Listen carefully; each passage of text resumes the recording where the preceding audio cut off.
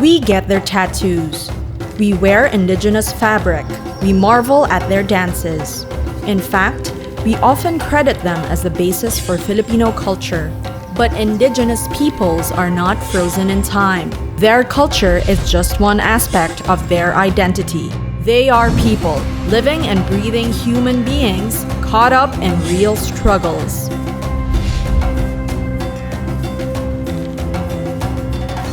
There are between 14 and 17 million indigenous peoples in the Philippines. According to the Indigenous Peoples' Rights Act, or IPRA, indigenous peoples are a group of people who self-identify or are identified by others as indigenous. They live in a communally bounded and defined territory since time immemorial, sharing common bonds of language, customs, and traditions. Critically, they have resisted colonization and non-indigenous religions and cultures, thus becoming historically differentiated from the majority of Filipinos. In Mindanao, indigenous peoples are collectively known by the term Lumad. Lumad is a Binisaya word that means native or indigenous. The word can be found in John Wolfe's A Dictionary of Cebuano Visayan, published in 1972. Lumad became more commonly used in the 80s when the political movement of indigenous peoples flourished to protect their ancestral domains. Although choosing a Binisaya word was ironic, this was the first time that indigenous peoples agreed to a common and distinct name for themselves. Like the term Igorot, which refers to indigenous peoples in northern Luzon, or Moro, which refers to Islamized Filipinos in Mindanao, Lumad has come to mean the collective identity of non-Moro indigenous peoples in Mindanao.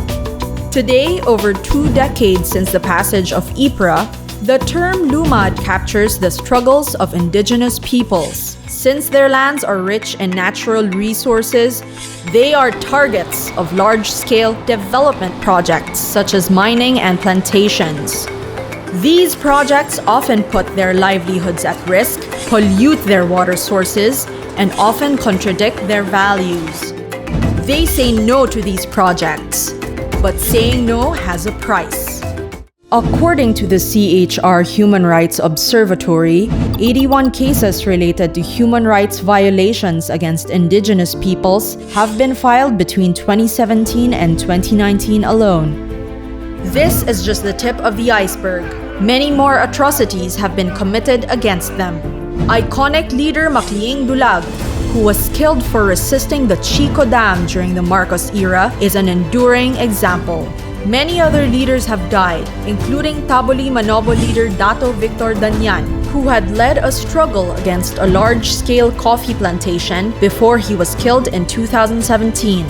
Recently, Lumad children attending a Bakwit school in Cebu were allegedly rescued by the police. The police claimed that the children had been kidnapped and taught communist propaganda. But indigenous peoples do not need rescuing. They are agents of their own destiny. What they need is support. To be given a chance to thrive on their own terms, following the values of the way of life they have so valiantly fought and continue to fight for.